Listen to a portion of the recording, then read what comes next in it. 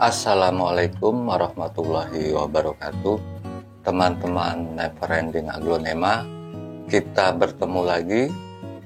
Semoga teman-teman dalam keadaan sehat walafiat dan tetap semangat dalam beraglonema.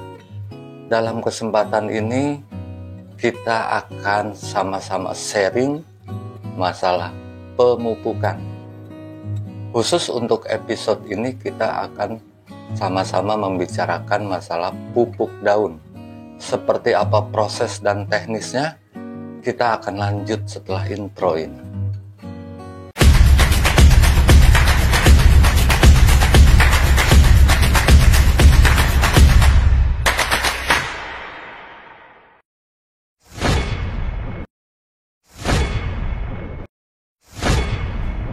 Baiklah teman-teman, kita kembali lagi. Jadi untuk dalam kesempatan ini kita khusus akan membicarakan masalah pemupukan daun. Namun sebelumnya kita akan sama-sama dulu persepsikan bahwa pemupukan adalah proses atau kegiatan dalam memberikan unsur hara pada tanaman. Ya, tujuan pemupukan itu ada beberapa. Yang pertama yaitu untuk memperbaiki kondisi media tanam. Yang kedua, untuk meningkatkan kesuburan. Yang ketiga, yaitu memberikan tambahan nutrisi yang tidak bisa didapat dari media tanam. Dan yang keempat adalah meningkatkan kualitas tanaman, baik secara mutu ya, secara kualitas maupun secara kuantitas. Jadi untuk memberikan pupuk yang hasilnya dapat maksimal ya, yang baik dan yang maksimal itu harus sesuai dengan hal-hal berikut ini, teman-teman. Satu, jenis pupuk ya.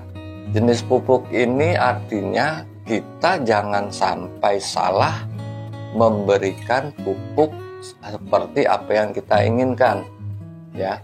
Seperti kita ingin mempercepat pertumbuhan, ya jangan diberikan pupuk untuk pembungaan seperti itu. Jadi pemberian jenis pupuk ini pun penting. Kemudian takaran yang tepat. Untuk lebih mudah mengetahui takaran yang tepat dalam hal pemupukan, kita bisa baca di setiap aturan pakai produk ya.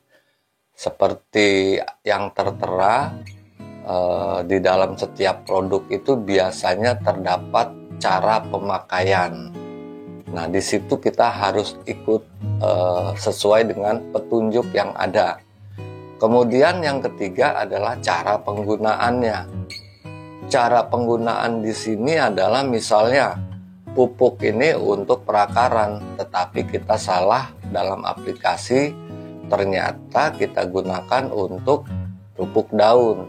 Atau sebaliknya, ini sebenarnya pupuk daun, tapi kita gunakan untuk perakaran. Nah, hal-hal seperti itu juga mempengaruhi dalam hal pemaksimalan pemberian pupuk. Secara garis besar, proses pemupukan dibagi menjadi dua, teman-teman. Yang pertama adalah proses atau kegiatan pemberian pupuk melalui akar atau melalui perakaran yang biasa kita berikan atau kita semprotkan ataupun juga kita kocorkan melalui media tanam. Dan yang kedua adalah pemupukan melalui daun. Yang akan kita bahas di sini dalam episode ini adalah khusus pemupukan daun.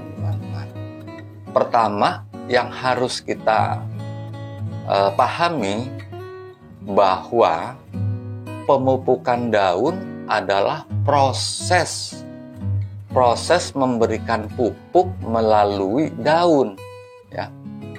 Jadi mungkin masih ada teman-teman yang beranggapan bahwa pemupukan daun adalah dengan memiliki tujuan supaya daunnya cepat besar, supaya daunnya cepat banyak, atau supaya warnanya jadi lebih bagus ya. Sebenarnya tidak demikian. Jadi anggapan seperti itu salah. Yang benar, pemupukan daun adalah proses pemberian nutrisi, proses penambahan nutrisi melalui daun ya. Jadi bukan supaya daunnya lebih bagus warnanya, supaya daunnya jadi lebih besar dan lain-lain ya. Jadi itu yang harus kita pahami, bahwa pemupukan daun adalah pemberian pupuk melalui daun. Pertanyaannya adalah, kenapa pemupukan melalui daun? Jadi ada dua hal sebenarnya teman-teman, alasan kenapa pemupukan daun itu juga diperlukan. Yang pertama, ya, karena di daun itu memiliki stomata. Ya. Stomata itu berasal dari bahasa Yunani, ya, yang artinya ya berasal dari kata stoma yang artinya adalah mulut. Jadi stomata yang kita kenal selama ini, istilah stomata adalah mulut daun ya. Saya pernah bahas masalah stomata, bentuk ya.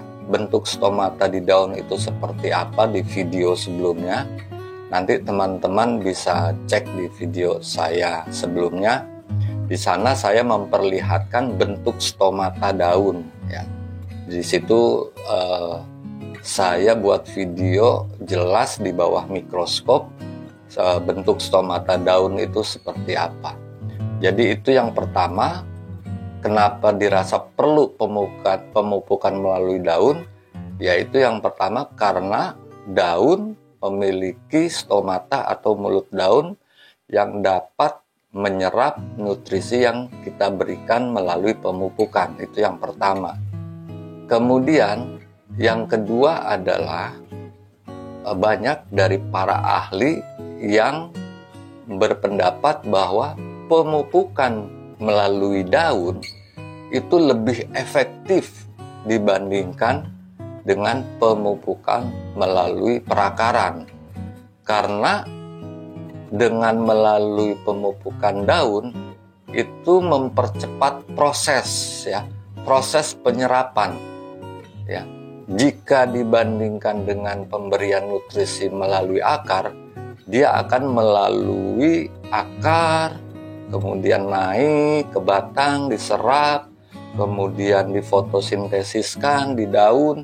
Jadi prosesnya agak panjang ya, jika melalui pemupukan melalui perakaran. Jadi ada beberapa ahli yang meyakini bahwa proses pemupukan melalui daun itu memiliki jalan yang lebih pintas, proses yang lebih cepat dalam penyerapan nutrisi tanaman. Setelah ini kita akan sama-sama mereview sebuah produk pupuk daun yang mudah ditemui di pasaran dan sering sekali teman-teman gunakan. Jadi nanti kita akan sama-sama lihat seperti apa dan produknya apa. Kita akan lanjut lagi teman-teman. Baiklah teman-teman, kita lanjutkan kembali. Salah satu produk yang mudah ditemui di pasaran adalah pupuk gandasil ya. Pupuk daun gandasil D. Ya, di sini jelas terlihat bahwa ini pupuk daun ya. Pupuk daun yang lengkap dan sempurna. Kenapa produk ini? Karena pertama harganya terjangkau, yang kedua ini mudah ya, mudah ditemui di pasaran ya. Jadi apa saja dan bagaimana cara pemakaiannya adalah untuk memperoleh hasil yang memuaskan, gunakan pupuk ini pada tingkat permulaan pertumbuhan tanaman dengan melarutkan 10 sampai 30 gram dalam 10 liter air. Kemudian semprotkan setiap 8 sampai 10 hari sekali. Nah, Gandasil D ini dapat dicampur dengan berbagai jenis pestisida kecuali yang bersifat alkalis ya. Yang bersifat alkalis itu artinya yang bersifat basa atau pH tinggi. Seperti itu, teman-teman. Kemudian kandungannya juga di sini jelas ya disebutkan. Jadi yang penting pupuk daun, karena kita menggunakannya aplikasinya melalui stomata, maka dia harus larut dalam air. Tidak boleh ada sisa-sisa atau ada bagian-bagian yang tidak terlarut dalam air. Kenapa? Karena tujuan kita adalah supaya dapat diserap oleh stomata daun atau mulut daun. Jadi syarat utama pupuk daun harus larut, harus dan wajib larut dalam air. Nanti kita akan buktikan apakah Gandasil ini bisa larut sempurna di dalam air tanpa meninggalkan sisa-sisa. Kita akan cek langsung, teman-teman. Baiklah teman-teman, kita akan tes Gandasil ini apakah dia akan terlarut dengan sempurna di dalam air ya. Kita bandingkan saja jika 3 gram per 10 liter ya. Ini perbandingan ini saya perkirakan saja, jika di gelas ini 10 liter maka perbandingannya adalah mungkin seperti ini ya, sedikit sekali memang ya. Kita akan lihat apakah dia akan terlarut sempurna tanpa meninggalkan endapan-endapan yang tidak dapat diserap oleh stomata ya. Seperti yang tadi saya sampaikan bahwa penggunaan pupuk daun itu wajib larut dengan sempurna di dalam air. Ini sudah kita aduk ya. Ini sudah kita aduk. Apakah dia akan meninggalkan endapan? Nah, seperti ini adalah buih-buih air ya. Kita akan diamkan sebentar. Kemudian kita akan bandingkan juga teman-teman dengan pupuk mutiara ya. Pupuk mutiara yang kita coba larutkan di dalam air, apakah dia akan meninggalkan semacam endapan. Kita juga akan gunakan sedikit saja pupuk mutiara, kemudian kita aduk ya. Kita akan buktikan, karena kita sama-sama tahu bahwa pupuk mutiara ini sebenarnya bukan pupuk daun. Jadi yang akan kita lihat adalah ada endapan atau tidak ada endapan ya. Kembali ke pupuk daun itu wajib harus tidak memiliki endapan. Baiklah teman-teman, ini setelah kita diamkan sekitar 10 menit ya, kita akan lihat hasilnya bahwa pupuk Gandasil D ini tidak meninggalkan endapan, artinya dapat terlarut dengan sempurna sehingga memang baik untuk disemprotkan ke dalam daun ya, untuk memberikan nutrisi kepada daun. Dan kita bandingkan dengan pupuk mutiara yang kita coba larutkan, apakah dia akan meninggalkan endapan ya. Kita cek ya, kita aduk. Di sini masih terlihat partikel-partikel yang tidak bisa larut ya. Partikel-partikel yang tidak bisa larut di dalam air ya. Jadi memang penggunaan pupuk ini tidak baik jika dilakukan untuk penyemprotan melalui daun ya. Jadi banyak partikel-partikel yang memang tidak bisa larut ya. Ini tidak disarankan sekali penggunaan pupuk mutiara untuk penyemprotan daun ya, karena ini bisa justru menutupi stomata dan juga bisa menyumbat nozzle kita ya, penyemprot kita. Demikian teman-teman pembuktiannya. Jadi untuk penggunaan pupuk Gandasil D ini cukup baik. Nanti kita akan coba aplikasikan bagaimana untuk kita gunakan, kita semprot langsung ke daun. Baiklah teman-teman, ini saya sudah siapkan spray untuk melakukan pemupukan daun sesuai dengan takaran yang dianjurkan. Jadi semprot itu untuk daun adalah di belakang daun ya teman-teman, karena di sanalah stomata daun itu berada ya, sebagaimana video bentuk stomata daun yang pernah saya buat sebelumnya, teman-teman bisa lihat di sana ya. Jadi yang paling efektif dalam pemberian pupuk daun adalah di belakang daun ya, semprotkan di belakang daun karena di sanalah terdapat stomata daun teman-teman ya. Usahakan belakang daunnya untuk terkena ya, untuk bisa disemprot belakang daun.